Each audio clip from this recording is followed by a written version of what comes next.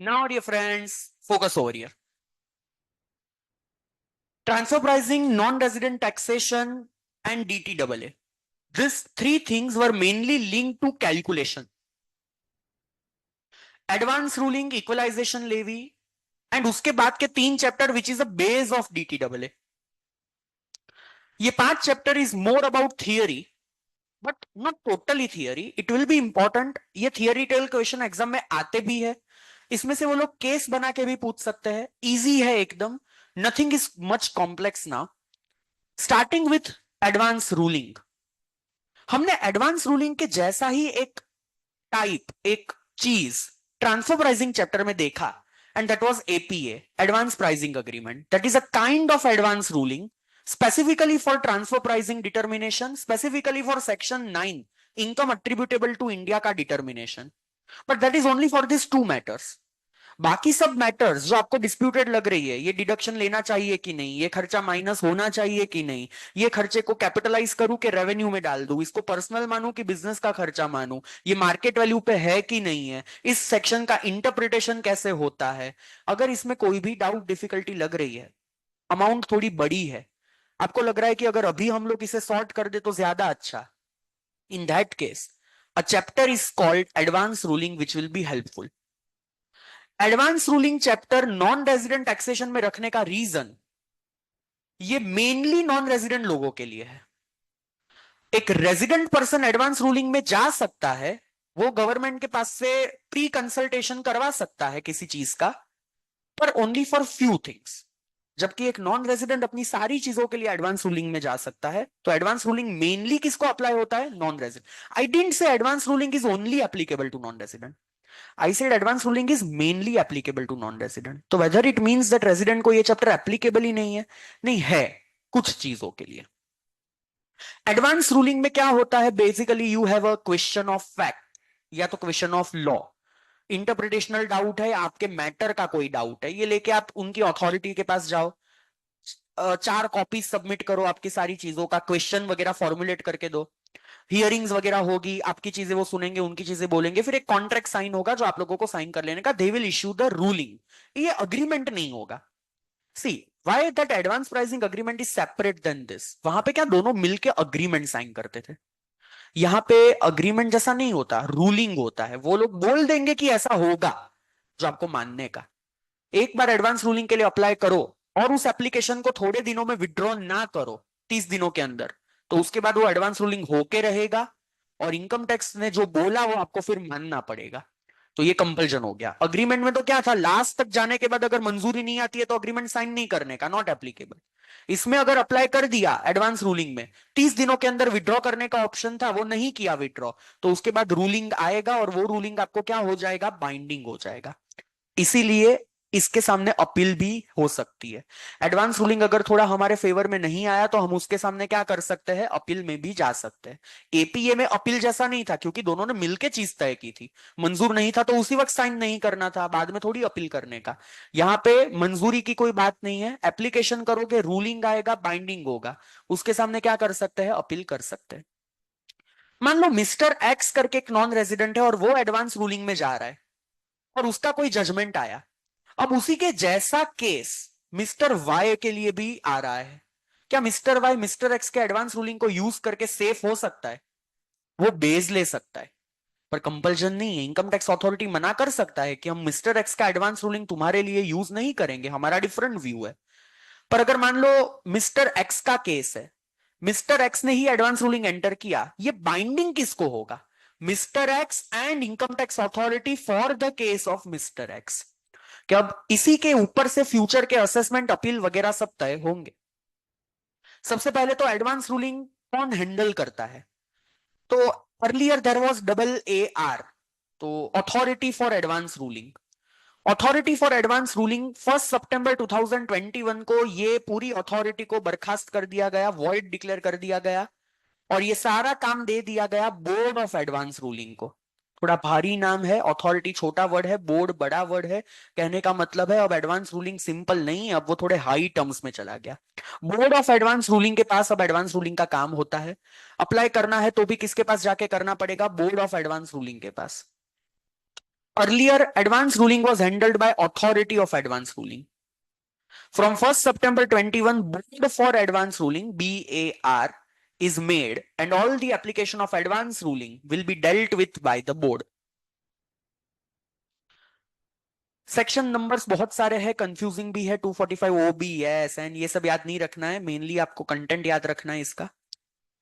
Constitution क्या होगा board का, कहां कहां पे ये बोर्ड बोर्ड बैठेगा, कहां कहां पे जाके एडवांस रूलिंग के लिए अप्लाई कर सकते हो, ऑनलाइन होता है ये by the way. 1 September 21 notification आया, बोर्ड ऑफ एडवांस रूलिंग बनाया गया, 3 बोर्ड्स आर कंस्टिट्यूटेड। तो पूरे इंडिया में 3 ही जगह पे एडवांस रूलिंग के केसेस हैंडल किए जाते हैं। Board 1 and 2 both are in Delhi, तो 2 तो दिल्ली में हो गए, and board 3 is headquartered in Mumbai. तो 3 बोर्ड है पूरी कंट्री के, 2 दिल्ली में, 1 मुंबई में। Every such board will have 2 members only, being officers not below the rank of chief commissioner. यानी चीफ कमिश्नर या उसके ऊपर के 2-2 लोग, टोटल 6 लोग एडवांस रूलिंग का काम कर रहे हैं पूरी कंट्री में। आप इनकी स्ट्रेंथ देख के पता लगा सकते हो कि कितने कम लोग एडवांस रूलिंग में जाते होंगे, क्योंकि सिर्फ 6 लोग, 3 बोर्ड है, हर एक में 2-2 मेंबर, टोटल 6 लोग एडवांस रूलिंग का काम संभालते हैं। अगर बहुत ज्यादा लोग एडवांस रूलिंग में जाते होते तो इनका कितना काम होता, ज्यादा लोग अपॉइंट होते। ये तो टोटल मिला के 6 लोग है। Who can apply for advance ruling? And what will be the restriction? नहीं, ये पब्लिकली इश्यू होता है, एडवांस रूलिंग सारी पब्लिकली इश्यू होती है। आप उसका बेस ले सकते हो अगर आपका फैक्ट एंड बहुत ही ज्यादा सेम है, अपील में इसको ध्यान में रखा जाएगा, बाइंडिंग नहीं होगा। इसके अलावा भी व्यू अपना सकते हैं लोग, पर हाँ, जिसने एंटर किया उसके लिए फिर डिफरेंट रूल नहीं हो सकता। एडवांस रूलिंग का सहारा कौन ले सकता है? सो बेसिकली एडवांस रूलिंग, अच्छा पहले ना अपने यहां होता था सेटलमेंट कमीशन।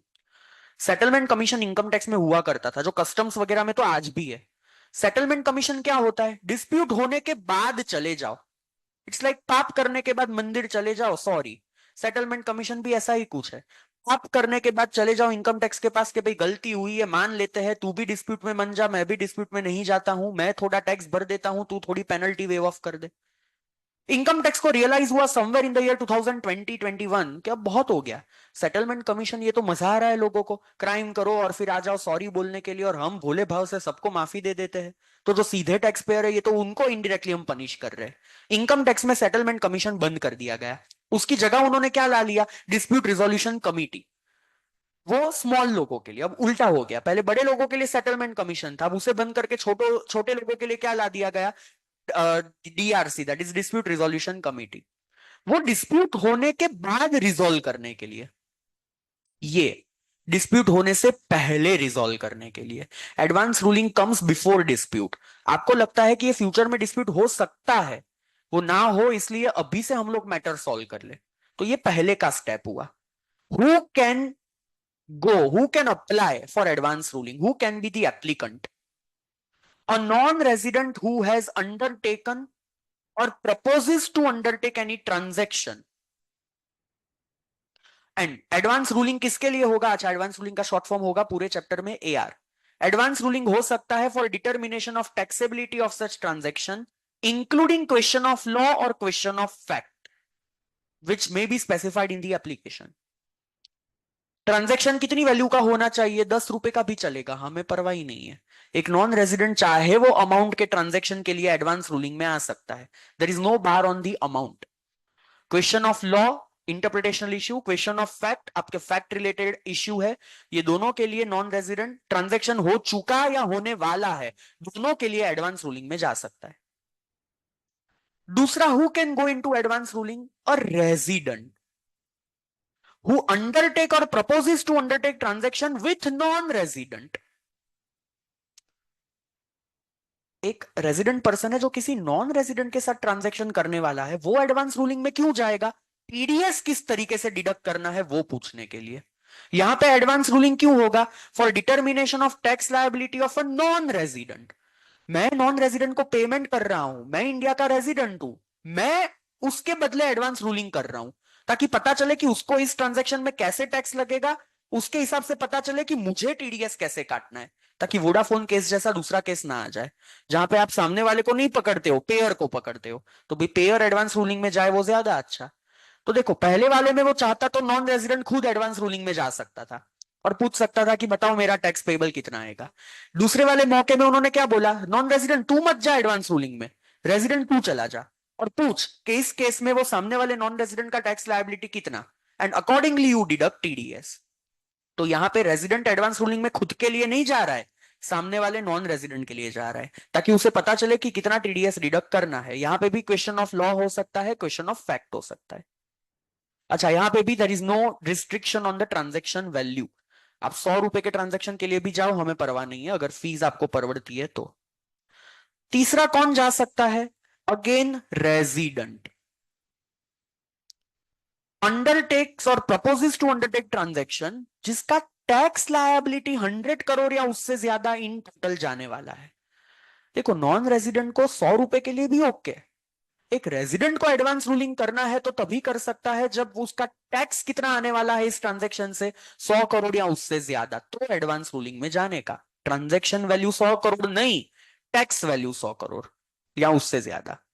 और ये भी या तो determination of tax liability, question of law और क्वेश्चन ऑफ फैक्ट, दोनों के लिए एडवांस रूलिंग में जा सकता है। तो बोलो, क्या सिर्फ नॉन रेजिडेंट ही एडवांस रूलिंग में जा सकता है? नहीं, अब तक हमने देखा नॉन रेजिडेंट तो जा सकता है, रेजिडेंट भी जा सकता है। खुद के लिए जाना है तो कब जा पाएगा, जब टैक्स लायबिलिटी, जो ट्रांजैक्शन है उससे टैक्स लायबिलिटी कितनी हो रही है, 100 करोड़ या उससे ज्यादा, उसका कोई इश्यू पहले से सॉल्व करवाना चाहते हो। और नॉन रेजिडेंट के साथ ट्रांजैक्शन करना है तो टीडीएस कितना काटना, उसके लिए भी एडवांस रूलिंग में जा सकते हो।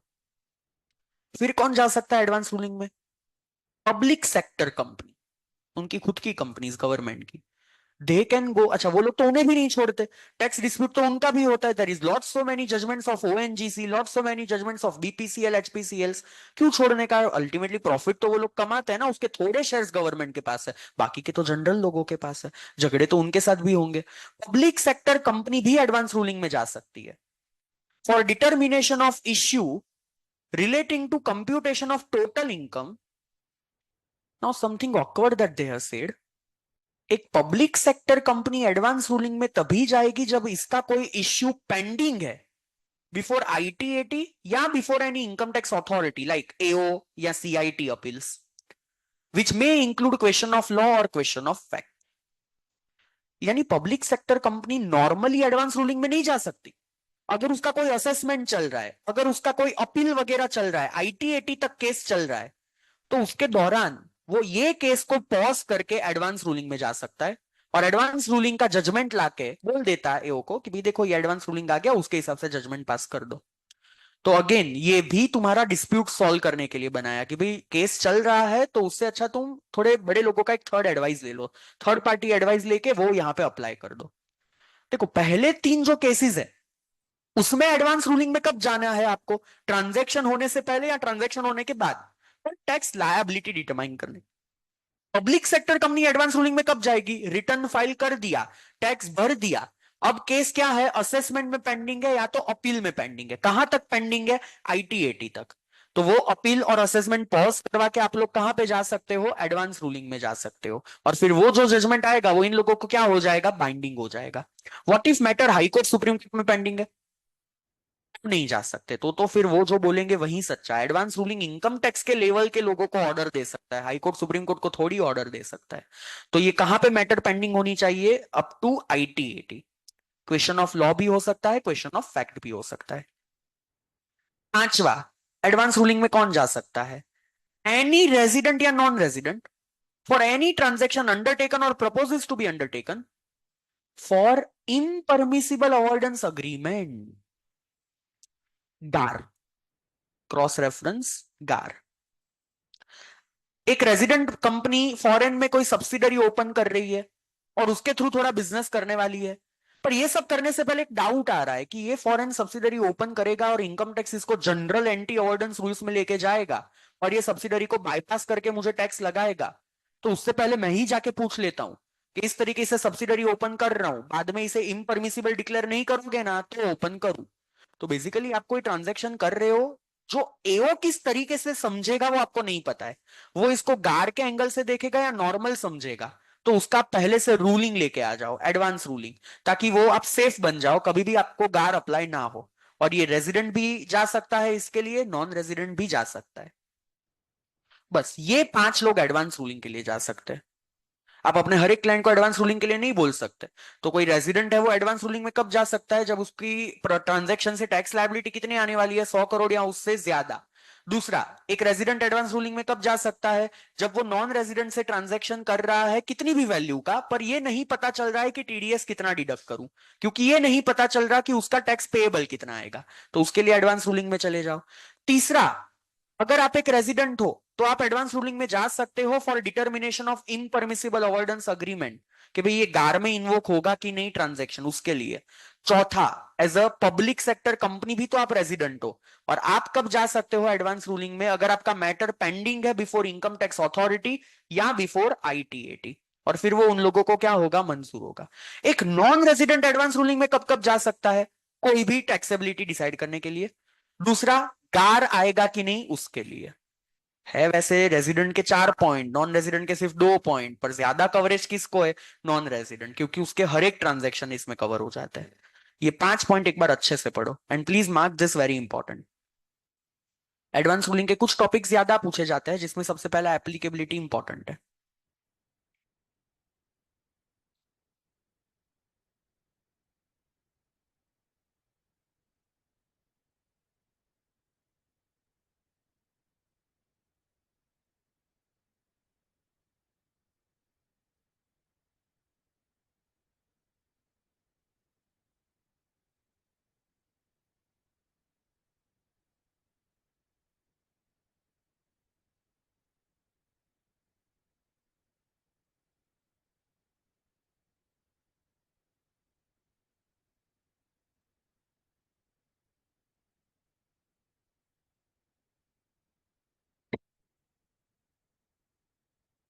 बोलो। ट्रांजेक्शन स्प्रेड अक्रॉस ईयर्स भी हो सकता है, दैट इज ओके।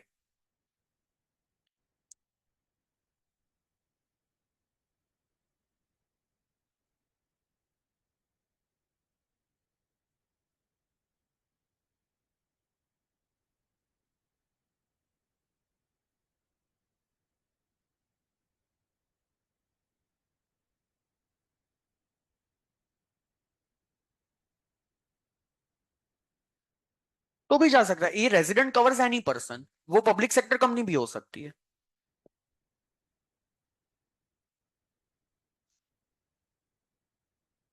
अगर एडवांस रूलिंग में चले गए तो हाँ, पब्लिक सेक्टर कंपनी के लिए एडवांस रूलिंग में अगर वो लोग चले जाते हैं तो वो असेसमेंट या अपील की प्रोसीडिंग स्टे हो जाएगी up to that much time, और एक्सटेंड हो जाएगा।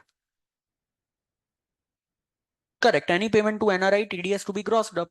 लाइक 195 क्या, नॉन रेजिडेंट के लिए ही है ना 195, लाइक क्या, कोई भी पेमेंट करो नॉन रेजिडेंट को, अगर वो टीडीएस बेयर नहीं कर रहा है, आपको टीडीएस अपने पॉकेट से पे करना है, तो you have to gross up by assuming कि हम जो पे कर रहे हैं वो नेट अमाउंट है। That is applicable for all the section of non resident. तो बोलो 5 अलग अलग केसेस है जहां पे एडवांस रूलिंग में जा सकते हैं। सबसे पहला case, non resident for deciding his tax liability, question of law और क्वेश्चन ऑफ फैक्ट। दूसरा, resident for deciding tax liability of a non resident for TDS purpose, question of law question of fact. तीसरा, एक resident जिसका tax liability उसे decide करना है, पर उसमें उसके हिसाब से टैक्स कितना आता होना चाहिए, 100 करोड़ या उससे ज्यादा। चौथा कौन जा सकता है, पब्लिक सेक्टर कंपनी, प्रोवाइडेड उसका केस कहां पे पेंडिंग है, आईटीएटी या तो दूसरी कोई भी income tax authority, not high court supreme court. पांचवा कौन जा सकता है, कोई भी रेजिडेंट या non resident for deciding weather ये इम्परमिसिबल माना जाएगा कि नहीं, वार इन्वोक होगा कि नहीं। Based on this, question number 4 of exercise.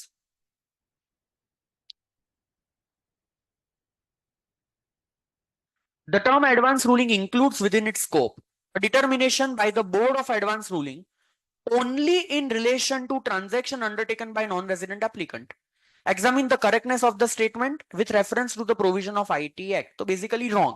सिर्फ नॉन रेजिडेंट के लिए नहीं है, रेजिडेंट भी इसमें इन्वॉल्व होते हैं, and then you may write all the 5 cases which applicant can go into advance ruling. So basically उन्होंने ये 5 केसेस ही यहाँ पे पूछे हैं। देन कुछ दो लिखी है चीजें मैंने यहाँ पे। सवाल आता है कि कोई ट्रांजेक्शन आप एंटर करने वाले हो और उसकी टैक्स लायबिलिटी आपको डिसाइड करनी है, एज अ नॉन रेजिडेंट आप एडवांस रूलिंग में जा सकते हो। अरे पर साल खत्म होने से पहले पता कैसे लगाऊं कि मैं रेजिडेंट हूं कि नॉन रेजिडेंट, क्योंकि रेजिडेंशियल स्टेटस तो प्रीवियस ईयर के डेज के हिसाब से तय होता है ना। और इसीलिए एक पुराना एडवांस रूलिंग है जिसमें ये क्लियर किया गया, non resident status to be decided as per preceding previous year, कि भाई पिछले साल के हिसाब से आप नॉन रेजिडेंट हो तो करंट ईयर में एडवांस रूलिंग आपके लिए ओपन हो जाएगा। तो जो अर्लियर अर्स्ट वाइल था अथॉरिटी ऑफ एडवांस रूलिंग, अब नाम बदल के हो गया board of advance ruling. New Delhi का ये रॉबर्ट वर्सेस स्मिथ सीआईटी का ये एक पॉइंट था जिसमें बोला गया कि नॉन रेजिडेंट स्टेटस हमें प्रीसीडिंग प्रीवियस ईयर के हिसाब से तय करना पड़ेगा। अर्स्ट वाइल एआर क्या लिखा है, उस वक्त ये जजमेंट किसने दिया, जो पुराना अथॉरिटी ऑफ एडवांस रूलिंग था उसने, जो अब नाम बदल के क्या हो गया, बोर्ड ऑफ एडवांस रूलिंग। अच्छा, फिर ये जो है पब्लिक सेक्टर कंपनी, ये एडवांस रूलिंग में कब जा सकती है, जब इसका कोई केस पेंडिंग है। कहां पर पेंडिंग है, आईटीएटी या तो आईटी अथॉरिटी। अब मान लो फॉर एग्जांपल ओएनजीसी का कोई केस आईटीएटी में पेंडिंग है, पब्लिक सेक्टर कंपनी होने के साथ वो एडवांस रूलिंग के लिए ऑप्ट कर सकता है। ओएनजीसी नहीं जा रहा है एडवांस रूलिंग में, कोई मिस्टर एक्स करके पर्सन है वो एडवांस रूलिंग में जा रहा है कि मुझे तय करना है कि ओएनजीसी का केस जो पेंडिंग है उसका क्या ट्रीटमेंट होना चाहिए, ऐसे ही मजा लेने के लिए। तो क्या कोई थर्ड पार्टी आपके बिहाफ पे एडवांस रूलिंग कर सकता है कि you yourself can only do apply for advance ruling. तो यहाँ पे बोला कि जो पार्टी है वही एडवांस रूलिंग के लिए अप्लाई कर सकती है, कोई थर्ड पार्टी को ये अलाउड नहीं है। Case is paid said to be pending if it is on behalf of such applicant, means applicant should be the party to the case। जो एडवांस रूलिंग के लिए अप्लाई कर रहा है वो उस केस में इन्वॉल्व होना चाहिए तो एडवांस रूलिंग में जा सकते हो। एज अ थर्ड पार्टी आप किसी और के लिए एडवांस रूलिंग नहीं कर सकते, ये कोई रिट पिटिशन जैसा नहीं है। तो ये भी same डिस्कॉन telephone corporation India being a public sector company, क्योंकि उसी का केस पेंडिंग हो तो ये एडवांस रूलिंग वगैरह आता था।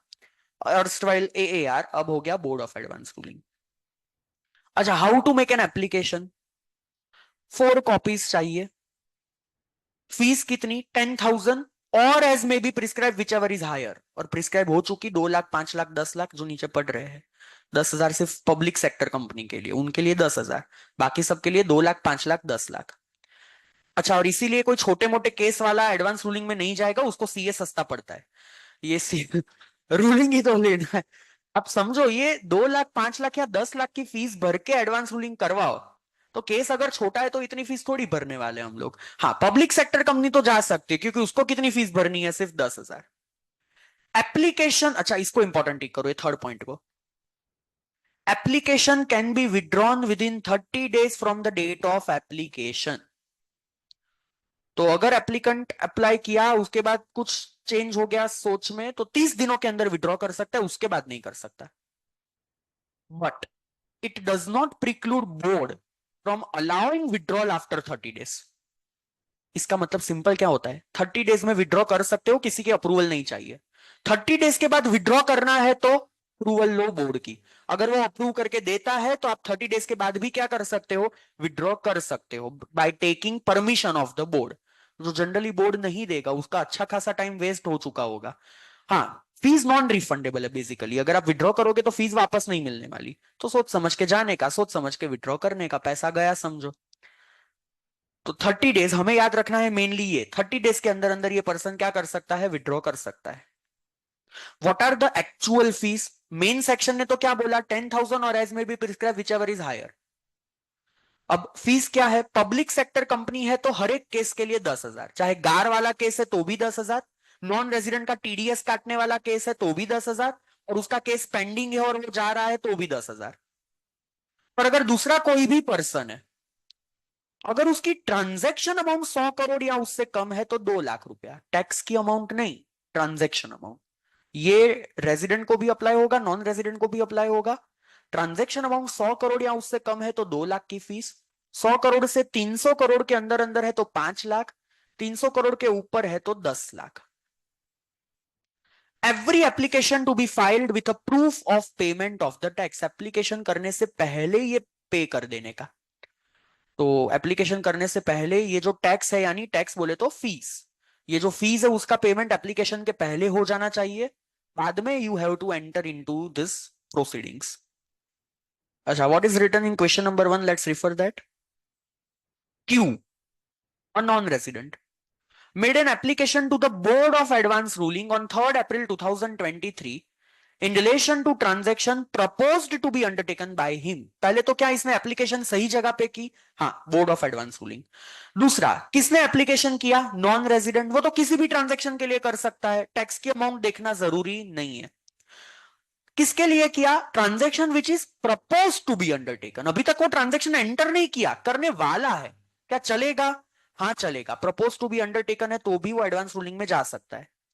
On 1st May 23, he decides to withdraw the application. Can he withdraw on 1st May 23?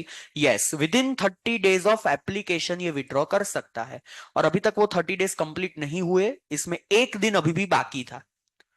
एक दिन 30 डेज के कैलकुलेशन जनरली 2 मई को कंप्लीट हो, तो भाई अभी तक वो 1 में 30 डेज के अंदर अंदर आता है, वो इजीली क्या कर सकता है, विड्रॉ कर सकता है। अगर 30 डेज के बाद हो गया तो वो बोर्ड को रिक्वेस्ट कर सकता है, बोर्ड की मर्जी आई तो विड्रॉ करने को देगा, वरना फाइनल जाके रूलिंग पास कर देगा। 4 कॉपीज क्यों चाहिए, ऐसा एक आपके लिए सिक्का लगा के, एक वो रखेंगे, एक अगर फ्यूचर में उन लोगों को दूसरी बार कोई चीज ओरिजिनली देखनी है, खो गया तो, और एक उनके दूसरे मेंबर को, 2 मेंबर है तो दोनों साथ साथ में रख सके इसके लिए, तो बेसिकली वो 3 रखते हैं, एक आपको वापस देते हैं। तो देखो अब तो ये ऑनलाइन हो गया, ऑनलाइन हो गया तो क्या 4 बार थोड़ी अपलोड करना है, वो एक ही बार अपलोड। ये जब फिजिकल था तब की बात है कि 4 फाइल्स लेके जाना था, सिंपल। ओके, तो इस तरीके की फीस है, ये फीस भी रिसेंटली ही एनेक्ट हुई है बोर्ड के लिए। अच्छा, ये 23 जुलाई को जो बजट आया उसका एक अमेंडमेंट है। If earlier application was done before authority of advance ruling, it will be transfer to board of advance ruling. See, ऐसा भी तो उन्होंने 1 सितंबर 21 को अथॉरिटी ऑफ एडवांस रूलिंग बंद कर दिया और बोर्ड ऑफ एडवांस रूलिंग बना के सारी प्रोसीडिंग उसको ट्रांसफर कर दी। तो भाई जिन्होंने 1 सितंबर 21 से पहले अथॉरिटी ऑफ एडवांस रूलिंग को अप्लाई किया था, अब वो सारी पेंडिंग एप्लीकेशन कौन कंटिन्यू करेगा, board of advance ruling. However, if applicant want to withdraw the application up to 31st October 24, अब देखो, बोर्ड ऑफ एडवांस रूलिंग के पास केस गया तो थोड़ी हायर अथॉरिटीज है उसमें, आपको लग रहा है कि नहीं मुझे बोर्ड के पास नहीं जाना है, अथॉरिटी थी तो चलो अपने लेवल की बातें थी, मजा आता, ये तो बोर्ड के पास जा रहा है, अब एडवांस रूलिंग में नहीं जाना है, ये मैं वापस विड्रॉ करना चाहता हूं, तो आप कर सकते हो, that one time option is there 31 October 24। भले वो 30 दिन का पीरियड चला गया, कोई फर्क नहीं पड़ता। अगर आपने AA के पास जाके अप्लाई किया था और अब वो केस BAR के पास ट्रांसफर हो गया, बोर्ड ऑफ एडवांस रूलिंग, तो आप 31 अक्टूबर 24 के पहले चाहो तो वो एप्लीकेशन क्या कर सकते हो, विड्रॉ कर सकते हो, ट्रांजिशनल प्रोविजन है। पर what if board of advance ruling ने इसके पहले ही प्रोनाउंस कर दिया रूलिंग, अपना जजमेंट पास कर दिया है इस केस का, तो फिर विड्रॉ क्या करने का ऑर्डर आ गया। अब तो ये ऑप्शन उन्हीं लोगों के पास है जिनका प्रोनाउंसमेंट अब तक नहीं आया है। एडवांस रूलिंग का जो फाइनल ऑर्डर होता है उसे हम लोग क्या बोलते हैं, प्रोनाउंसमेंट। तो ये प्रोनाउंसमेंट अगर नहीं आया है तो ये विड्रॉ करने का ऑप्शन आएगा। और अगर आपने ये विड्रॉल का एप्लीकेशन 31 अक्टूबर 24 तक कर दिया, तो बोर्ड ये विड्रॉ होगा कि नहीं उसका ऑर्डर कब तक पास करेगा, 31 दिसंबर 24। ट्रांजिशनल प्रोविजन है, जिसकी application authority of advance ruling के पास थी वो बोर्ड को ट्रांसफर हो गई, ये देख के मजा नहीं आया तो 31 अक्टूबर 24 के पहले विड्रॉ कर लो, और बोर्ड इसको एक्सेप्टेंस या रिजेक्शन कब तक करेगा, 31 दिसंबर 24। इस केस में फीस रिफंड मिलेगा, नहीं बोला है कुछ, दे हैव नॉट सेड यहां पे फीस रिफंड मिलेगा कि नहीं, तो मेरे हिसाब से मिलना चाहिए, नहीं बोला इसलिए मिल जाएगा, वरना बोल देते क्लियरली कि fees will not be refunded, तो फिर कौन विड्रॉ करता है, जो होता है वो देखा जाएगा, ऐसा ही होता ना। व्हाट इज द प्रोसीजर, एक बार एप्लीकेशन आ गई फिर प्रोसेस क्या। On receipt of application, board for advance ruling shall forward a copy to principal commissioner या commissioner to call necessary information. See, board तो क्या पूरी कंट्री में 3 बोर्ड है, 2 दिल्ली 1 मुंबई। गुजरात का कोई केस फॉर एग्जांपल मुंबई के बोर्ड ऑफ एडवांस रूलिंग के पास गया, तो इस पर्सन की हिस्ट्री क्या है, ये इंसान का पीछे का असेसमेंट कैसा हुआ था, ये सब देखने के लिए आप गुजरात के CIT को उसके पास से सारा डेटा मंगवाओगे इसके related. Board of advance ruling में after examining the application and record या तो अलाउ या तो रिजेक्ट द एप्लीकेशन। इस रिजेक्शन में फीस रिफंड हो जाएगी, पर एक बार एक्सेप्ट कर लिया फिर कभी भी फीस रिफंड नहीं हो सकती। तो बोर्ड, अच्छा अप्लाई कर दिया यानी एडवांस रूलिंग होगा ही, जरूरी नहीं है। आपने एज ए रेजिडेंट बोला मेरा टैक्स 100 करोड़ या उससे ज्यादा है और एडवांस रूलिंग कर लिया अप्लाई, बोर्ड को देख के लगता है इसमें तो टैक्स सिर्फ 90 करोड़ का इन्वॉल्व है, आपका तो ये वैलिड एप्लीकेशन ही नहीं है, तो वो क्या कर सकता है, इसको रिजेक्ट कर सकता है।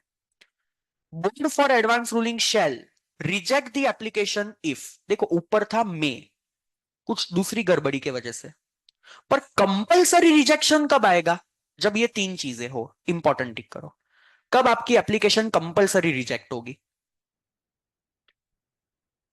If it is pending before income tax authority, ITAT और एनी कोर्ट। अगर आप जिस ट्रांजैक्शन के लिए एडवांस रूलिंग के पास जा रहे हो वो केस ऑलरेडी कहीं पे पेंडिंग है अथॉरिटीज के पास, तो एडवांस रूलिंग के लिए नहीं जा सकते, एक्सेप्ट पब्लिक सेक्टर कंपनी, क्योंकि वो तो जा ही कब सकती है जब केस पेंडिंग हो तब। तो ये पॉइंट पब्लिक सेक्टर कंपनी के लिए नहीं है। However, public sector company application is accepted even if question is pending before IT authority या ITAT. Means if question is pending before court then it will be rejected. Public sector company को यह point apply होगा अगर matter कहां पे pending है, high court या supreme court. जबकि बाकी सब लोगों के लिए कब रिजेक्शन आ जाएगा? जब उनकी मैटर कहीं पे भी पेंडिंग हो, कोई भी आईटी अथॉरिटी या आईटीएटी के पास। दूसरा रिजेक्शन कब आ सकता है? When question involves determination of fair market value. Fair market value determine करवाना है तो भाई एडवांस रूलिंग में नहीं आने का, ये बहुत ही आपका एक ऐसा केस हो गया जो फैक्ट भी भाई बहुत ही लीन केस हो गया। तो ये अगर फेयर मार्केट वैल्यू का डिटर्मिनेशन है तो ये लोग रिजेक्ट कर देंगे, एडवांस रूलिंग वो काम नहीं करता। वो आप रजिस्टर्ड ऑफिसर के पास चले जाओ, वैल्यूअर के पास चले जाओ। Transaction is design to avoid the tax. हाँ, मान लो आप वही डिसाइड करवाने गए थे कि भाई इम्परमिसिबल है कि नहीं, तो वो आगे बढ़ेगा केस। पर अगर आपका नॉर्मल ट्रांजैक्शन है और वो देख के ही लग रहा है बोर्ड को कि ये पूरा ट्रांजैक्शन तो टैक्स इवेजन के लिए बनाया गया है, तो फिर वो इसको क्या कर सकता है? रिजेक्ट कर सकता है by saying that advance ruling नहीं आएगा, तुम्हारा ये ट्रांजैक्शन ही गलत हो रहा है। तो अगर transaction is design to avoid the tax except for public sector company या except for resident non resident going for impermissible avoidance agreement, जिसको हम IAA बोलते हैं, जो ऊपर पांचवा पॉइंट था, इम्परमिसिबल अवॉइडेंस अग्रीमेंट। तो वो वाली एप्लीकेशन तो है ही इस चीज को डिसाइड करने के लिए कि इम्परमिसिबल है कि नहीं, तो वो कंटिन्यू करो। पब्लिक सेक्टर कंपनी कभी भी टैक्स अवॉइड गलत तरीके से नहीं कर सकती, उसको हमेशा कंटिन्यू करो। बाकी सबके केस देख के पहले तय करो कि ये टैक्स इवेजन है कि नॉर्मल ट्रांजेक्शन है। नॉर्मल, अच्छा टैक्स इवेजन है तो क्या कर देने का? रिजेक्ट। नॉर्मल ट्रांजैक्शन है तो चेक करो कि भाई कहीं पे पेंडिंग है या पेंडिंग नहीं है। कहीं पे पेंडिंग है तो क्या कर देने का? रिजेक्ट। कहीं पे पेंडिंग नहीं है तो देखो फेयर मार्केट वैल्यू के लिए है कि other cases, fair market value है तो क्या कर देने का? रिजेक्ट। फिर जाके कुछ बचा तो एक्सेप्ट करने का। No rejection if no opportunity of being heard. In short opportunity देके रिजेक्ट करो।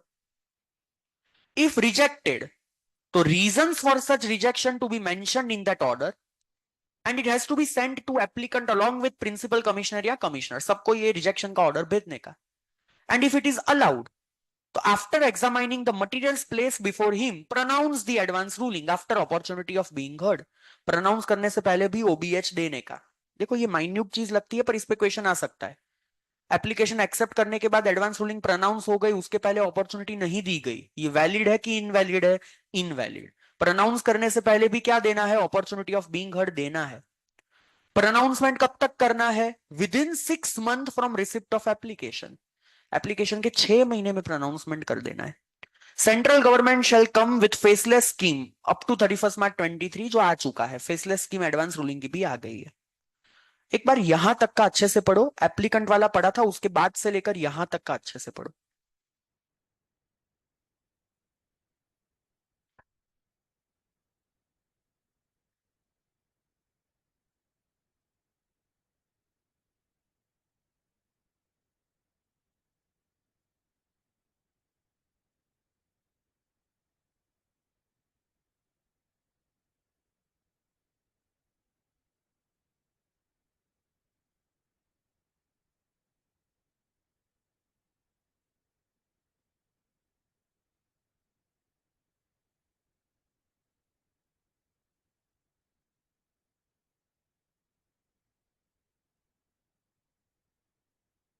हम्म 10,000 पब्लिक सेक्टर कंपनी किसी भी चीज के लिए जाए, for all the cases 10,000।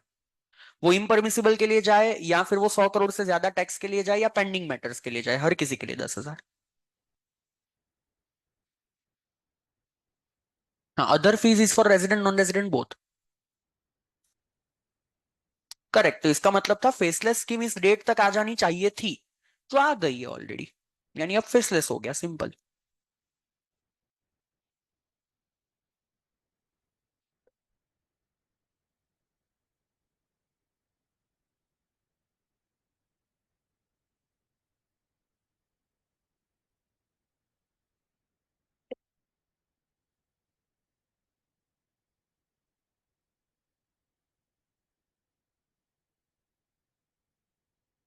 Sorry, इम्परमिसिबल avoidance agreement के केस में फीस कैसे डिसाइड करेंगे, दैट्स ओके। तो अब ये यहाँ पे ट्रांजैक्शन अमाउंट क्या है, ये मान लो कोई ट्रांजैक्शन अमाउंट ही इन्वॉल्व नहीं है, फॉर एग्जांपल सब्सिडरी ओपन करूं इस कंट्री में कि ना करूं, तो वो लोग पूछेंगे सब्सिडरी ओपन करके ऑन एन एवरेज लेट से कितने रुपए का बिजनेस होने वाला है। तो ये सबसे एक ऑन एन एवरेज वो लोग चीज तय कर सकते हैं और उसके हिसाब से फीस में वो लोग डिसाइड कर सकते हैं। तो you can ask before filing that application कि how much fees are applicable over year. पर मान लो कोई ट्रांजेक्शन एज सच नहीं है, आपको नॉर्मली ही इम्परमिसिबल पूछना है, तो फिर वो लोग मिनिमम जो 2 लाख की फीस है वो चार्ज करेंगे, क्योंकि 2, 5 या 10 यही 3 ऑप्शन है।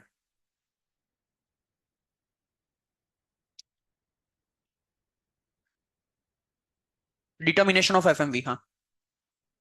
मार्केट वैल्यू डिसाइड करने का कोई केस है तो वो उसके लिए एडवांस रूलिंग नहीं कर सकते, वो रजिस्टर्ड वैल्यूअर बोल देगा आपको। तो advance ruling market value determine नहीं करके देगा, बाकी कोई भी रूलिंग करके देगा। अच्छा, अगर कोई इम्परमिसिबल अवॉइडेंस अग्रीमेंट क्यों एक्सेप्ट किया, अरे क्योंकि that is also one of the point for application ना। आप सामने से जानना चाहते हो कि ये बराबर है कि गलत है, इम्परमिसिबल है कि नहीं, उसके लिए एडवांस रूलिंग में गए, और वो लोग बोलते हैं ये तो गलत है, ऐसा बोल के एप्लीकेशन ही रिजेक्ट कर दे, तो हम आए क्यों आपके पास। ऐसा नहीं। अगर मान लो आप नॉर्मल किसी केस के लिए जा रहे हो और वो देख के उन्हें लग रहा है कि ये तो गार के लिए इन्वोक हो रहा है, तो वो सीधा रिजेक्ट कर सकते हैं। हाँ, एडवांस रूलिंग कितने टाइम तक अप्लाई रहेगा वो सब पढ़ रहे हैं, आगे आ रहा है। हाँ, तो पब्लिक सेक्टर कंपनी का केस कब रिजेक्ट हो सकता है, जब मार्केट वैल्यू की चीज हो, क्योंकि वो तो हर किसी के लिए अप्लीकेबल है। या तो अगर उसका case high court supreme court में पेंडिंग है, तो भी वो रिजेक्ट हो सकता है। आईटी एटी तक पेंडिंग है तो कुछ नहीं। पब्लिक लिमिटेड के लिए नहीं बेटा, पब्लिक सेक्टर कंपनी की फीस कम है, पब्लिक लिमिटेड की तो नॉर्मल फीस है, दो अलग अलग चीज होती है ना, इंटर सी है। Public sector, public limited. हाँ, तो पब्लिक सेक्टर तो गवर्नमेंट का है, गवर्नमेंट गवर्नमेंट को पैसा दे, तो 10,000 बहुत है।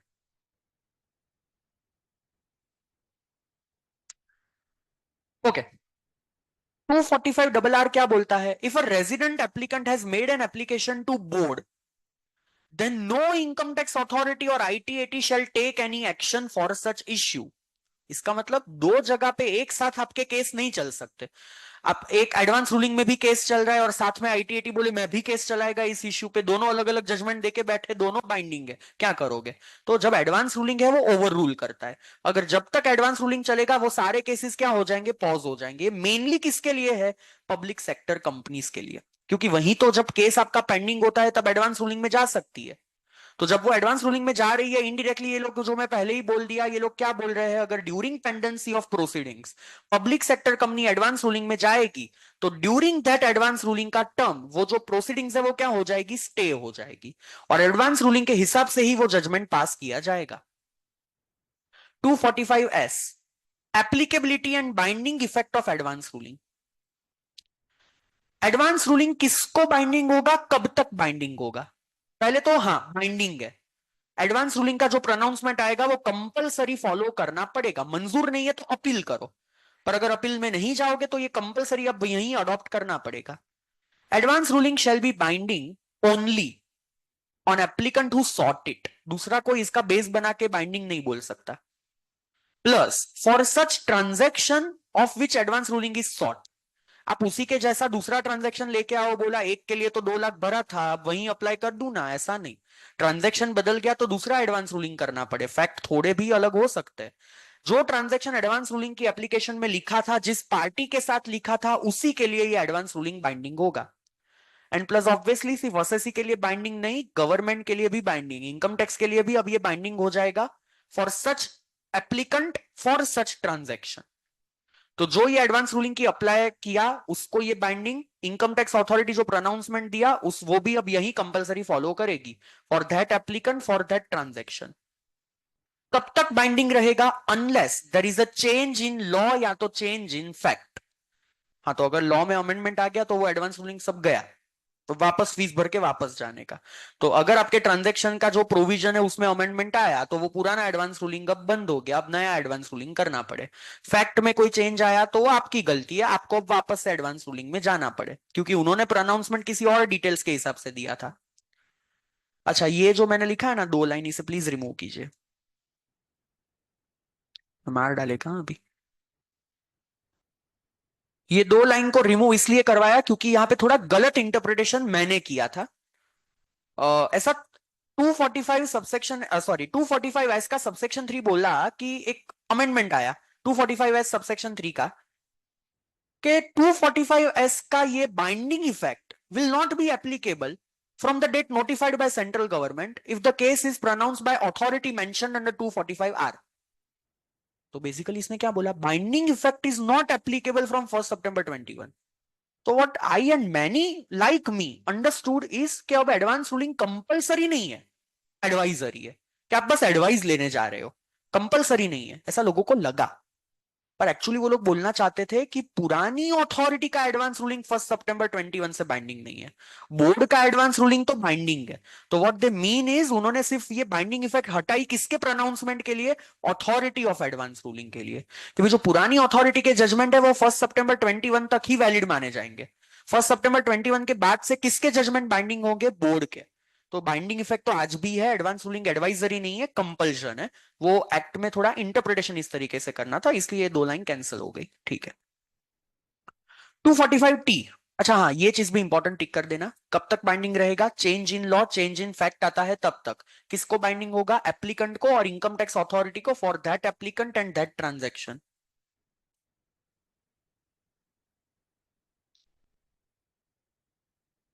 नहीं बेटा, आप 31 अक्टूबर 24 तक तो आप अप्लाई करो कि मैं विड्रॉल करना चाहता हूं। वो मान लो 90% केस खत्म हो गया है बोर्ड के द्वारा और बोर्ड को बोलो अब विड्रॉ करो, तो उसकी मेहनत चली गई ना बातल यहाँ पे।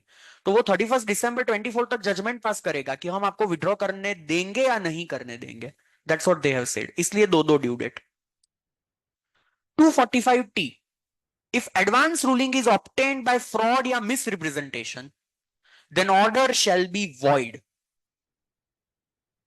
अभी देखो, there is again a interpretational point over here. Act ने बोला है वॉइड अब इनिशियो, अगर आपने कोई भी एडवांस रूलिंग अप्लाई किया गलत फैक्ट दिखा के, तो ये ऑर्डर एक्ट क्या बोलता है, वॉइड अब इनिशियो हो जाएगा।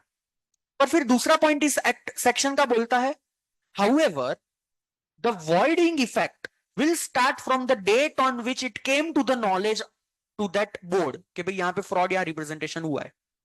यानी प्रायर पीरियड को वॉइड मत करो, आज से वॉइड बनाओ। तो भाई पहले वॉइड अब इनिशियो क्यों लिखा, इसका मतलब there is nothing called void ab initio, there is only void.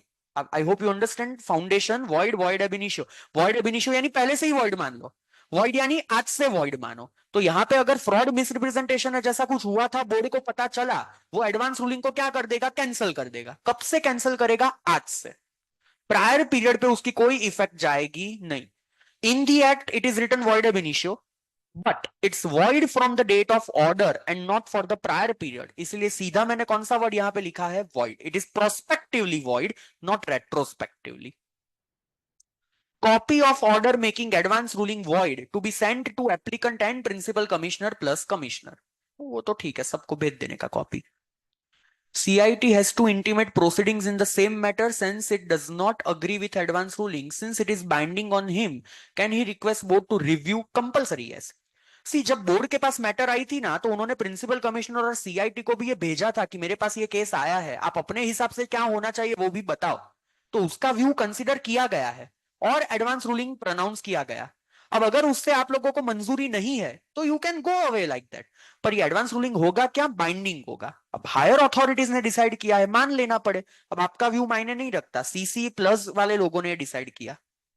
Question number 2 क्या बोलता है, examine when can an advance ruling pronounced by the board of advance ruling be declared void and what are the consequences. तो कब void हो सकता है, when it is obtained by fraud या तो मिसरिप्रेजेंटेशंस।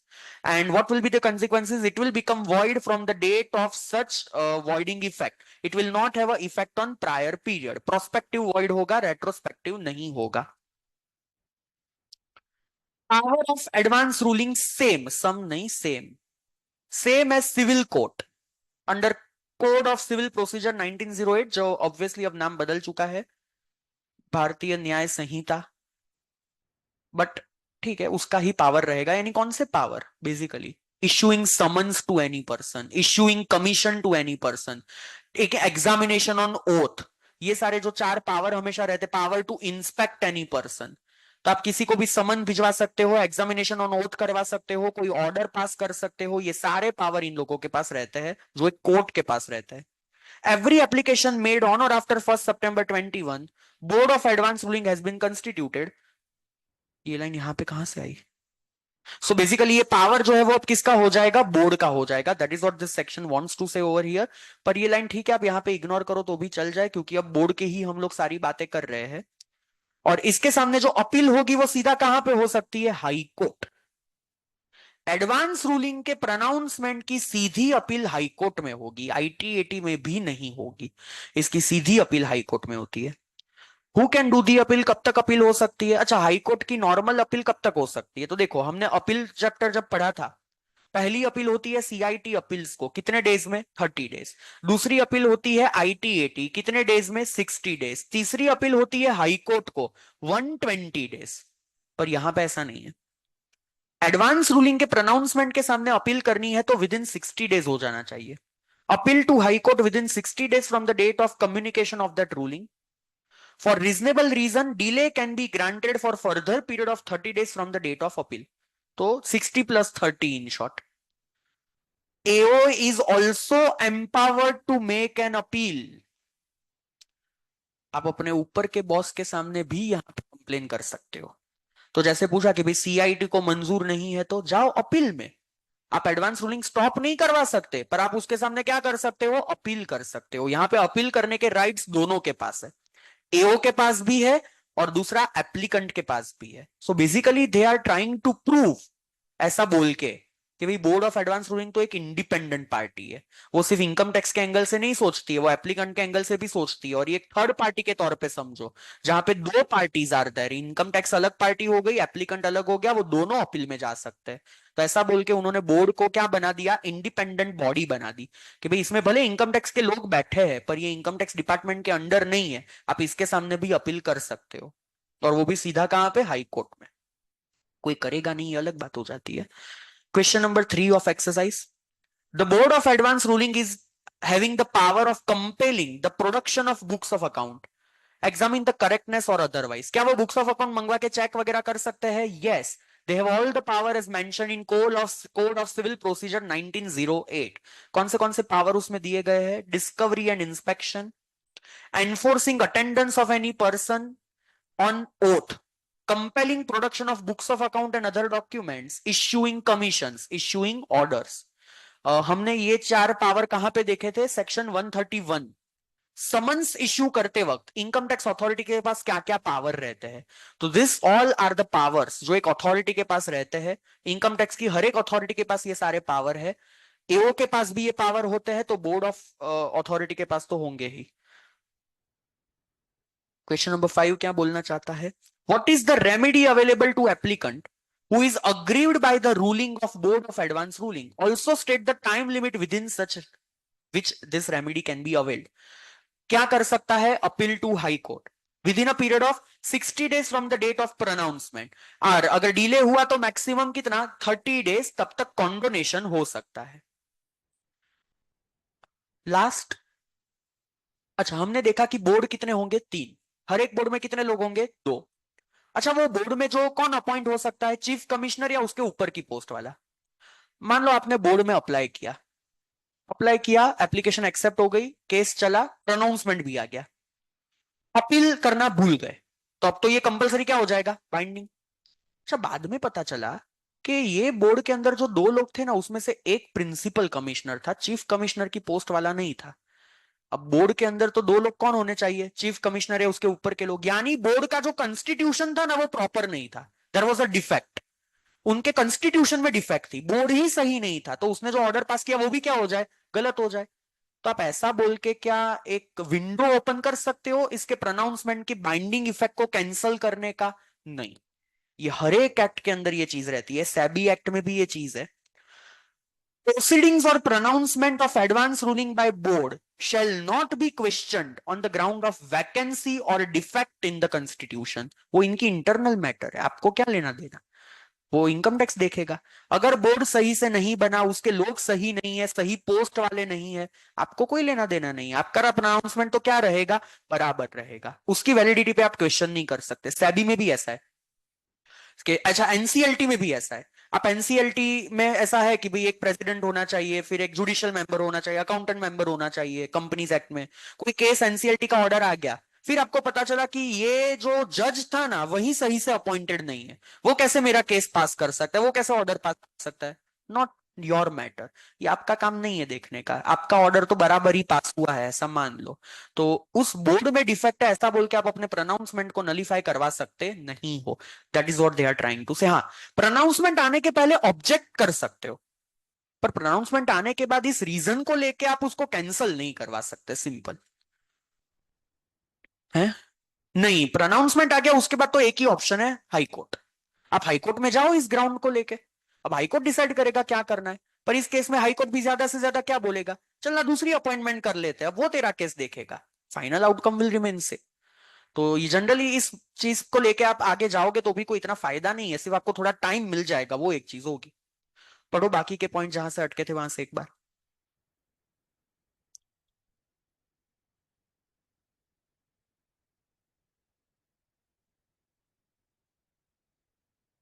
बेहद सा छोटा सा चैप्टर था, consider this like a topic only. Advance ruling chapter हो भी गया हमारा यहाँ पे।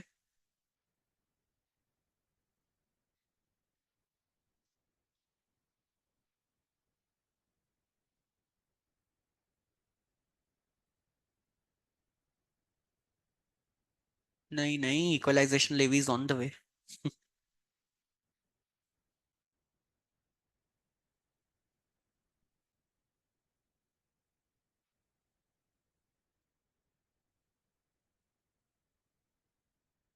ओके, सबसे पहले तो never use the word judgement even in the answer. What word you will use? Pronouncement. उसको मैं बेस के तौर पे जरूर ले सकता हूं। अब देखो, आज फॉर एग्जांपल जीएसटी में भी एडवांस रूलिंग के बहुत सारे प्रोनाउंसमेंट्स आते हैं, और वो हर कोई अपने बेस में लेता है। जब तक कोई दूसरा जजमेंट नहीं आता तब तक तो हम उसी को बेस मान के आगे चलेंगे, क्योंकि शायद अगर इसका कोई फ्यूचर में केस होगा ना तो वो लोग भी इसको बेस मानेंगे। तो हम इसे बेस मान सकते हैं। पर ऐसा नहीं, आप सामने वाले अथॉरिटी को ऐसा नहीं बोल सकते कि वो can't take any other view. नहीं, इट इज नॉट बाइंडिंग ना। हम, मेरे केस का वो एडवांस रूलिंग से लेना देना नहीं था, तो अथॉरिटी मेरे लिए अलग व्यू अपना सकती है। पर हाँ, एटलीस्ट मैं बेस रख सकता हूं कि भाई ये भी कंसीडर करो। हाँ, पर जिसने एडवांस रूलिंग एंटर किया उसके लिए तो क्या हो गया, कंपलसरी। तो जीएसटी में भी एडवांस रूलिंग होता है, इनकम टैक्स में भी एडवांस रूलिंग होता है। और जीएसटी में तो बल्कि इनकम टैक्स से ज्यादा होता है, क्योंकि अभी वही एक चीज है जिससे कॉम्प्लेक्सिटी कम हो सकती है। इनकम टैक्स में तो क्या रिस्ट्रिक्शन है, नॉन रेजिडेंट ही ज्यादा जाएंगे, रेजिडेंट बड़े ट्रांजेक्शन के लिए ही जाएगा। जीएसटी में ऐसा नहीं है ना, वो बहुत सारे लोगों के लिए ओपन है। High court only interpretation of law देखेगा ना, rather than fact. High court में जा सकते हो इंटरप्रिटेशन ऑफ फैक्ट लॉ के लिए, पर अगर जाने के बाद आप फैक्ट की बातें करोगे जो आईटी ने या बोर्ड ने सही से नहीं संभाली थी, तो हाई कोर्ट उस मैटर को भी देखेगा, वो मना नहीं करेगा। तो जाएंगे हम लॉ का क्वेश्चन बोल के, पर अंदर जाके हम लॉ फैक्ट दोनों की बातें करवा सकते हैं।